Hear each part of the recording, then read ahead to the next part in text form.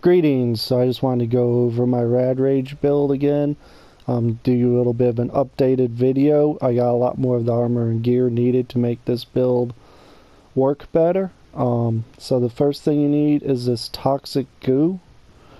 You should carry that on you for whenever your rads get to be more healed than you want them to be.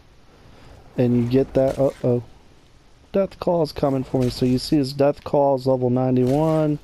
He's hitting me. He does no damage to me, pretty much. Well, that time he did. But anyways, let me go ahead and knock him out there.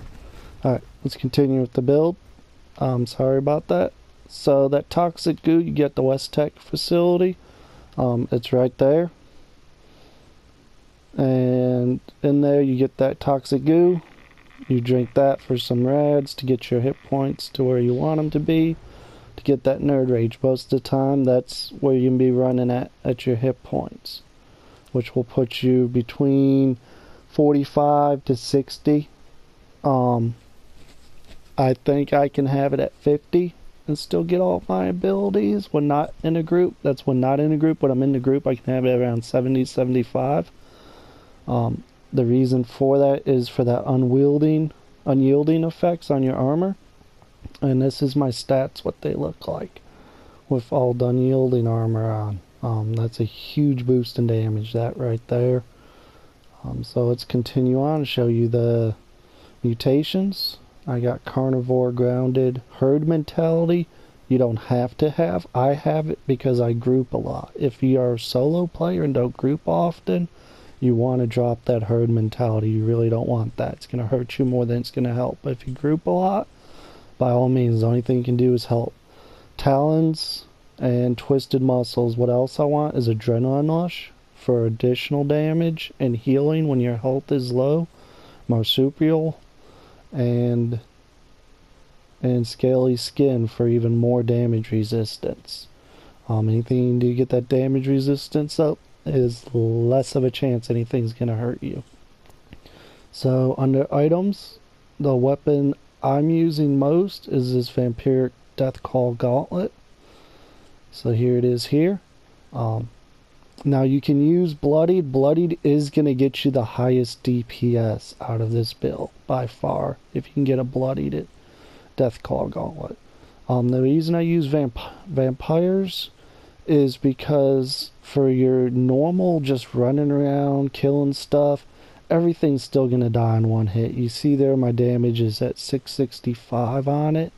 That's going to one-shot pretty much everything. And then with adrenaline perk, you're going to get around 12 or 1300 damage off of this build. So for just leveling around, leveling up and normal legendaries and normal nuke zones, it's fine. The only time I would really recommend a bloodied over vampires would be if you're doing the Scorched Beast Queen. But that would be, you'd have to change around the build a little bit. We'll also talk about that, about how you'd want to be spec'd while doing the Scorched Beast Queen. So let's go ahead and get into it. So for just questing, these are the perks that you generally want to have equipped. Barbarian, Iron Fist, Blocker, Incisor, and Martial Artist. Nothing too out of the ordinary there. Glow Sight, definitely I prefer that the most, because when I run into something glowing, that's another 20% damage. Ironclad, I like I said again, anything I can do to get my damage and energy resistance up, I'm going to do, because I want to take as little damage as possible from anything that will probably attack me. Radical, another 5 points of strength. Lone Wanderer when solo. When in a group, you probably want to use Overly Generous. Well, no, not Overly Generous, sorry about that. Inspirational, you can use Inspirational. You can use Rad Sponge. Strange in Numbers is great in a group. Suppressor is good in a group. You could even use Suppressor solo. That's going to actually, if you get that to level 3, that would give you more damage resistance than Lone Wanderer. But by doing that, you're going to lose out on the action point regen that you get from Lone Wanderer. So I prefer that. when I'm solo.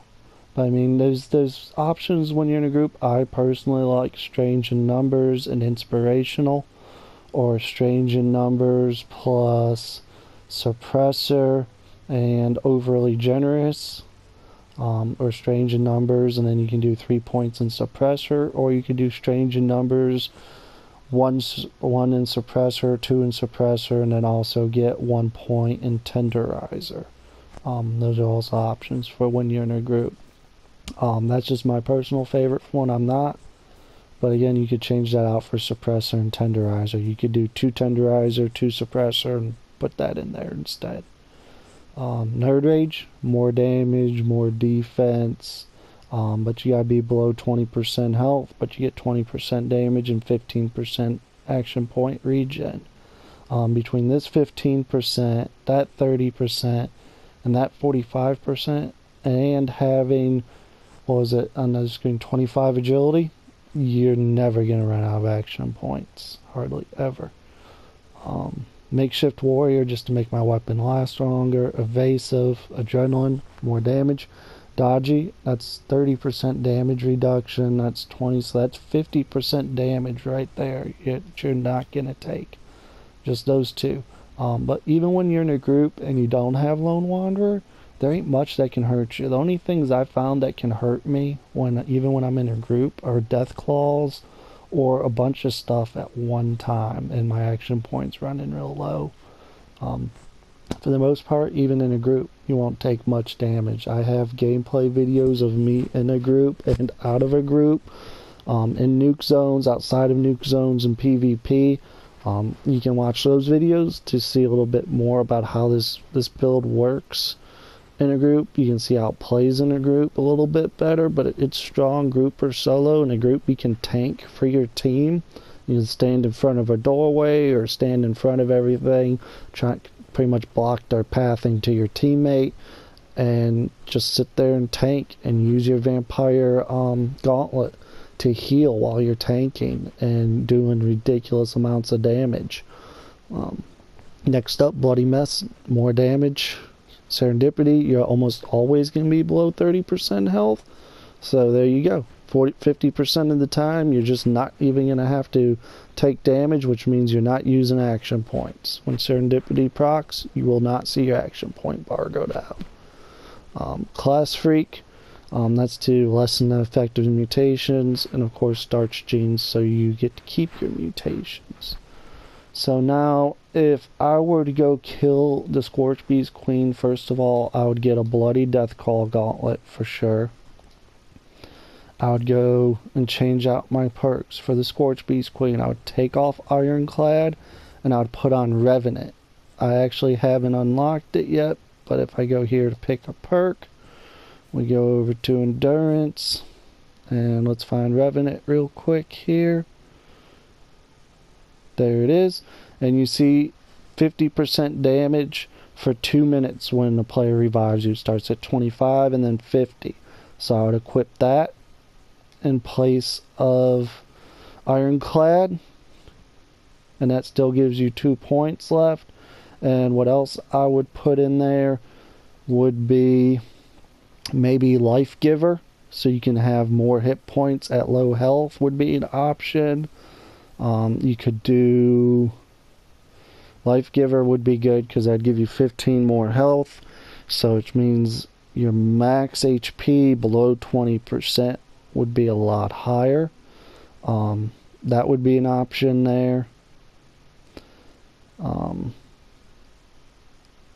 That's about the only thing I think of. Maybe Adamant Skeleton, you could put that on there for a little bit extra limb defense. I mean, those extra two, you could put pretty much whatever you felt like was best there, but me personally, I'd probably just do Life Giver, just so I could have my health higher below 20%. So I'd switch those out. I'd keep Glow Sight on, definitely. I'd drop that, have Strange in Numbers like we talked about a minute ago. Do Strange in Numbers, and do Suppressor and Tenderizer, definitely. So I'll do Strange in Numbers probably 1 point in suppressor and 2 points in tenderizer.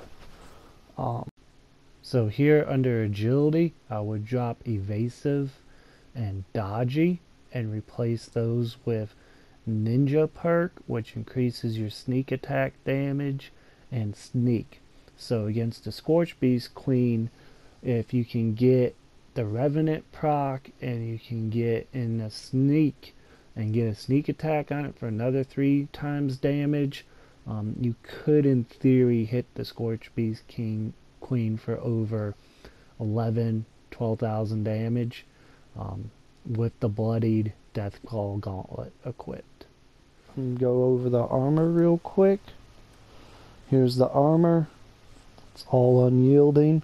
Of course, I would like to have, maybe action point refresh rate on each of them, maybe a little bit more rad resistance on the legendary, the one that gives you 25 rad resistance. That would be strong on each piece. But this is just what I found so far. That's pretty much it. Hope you all enjoyed the video. Questions, comments, please post them below, and please subscribe. Thank you. Bye.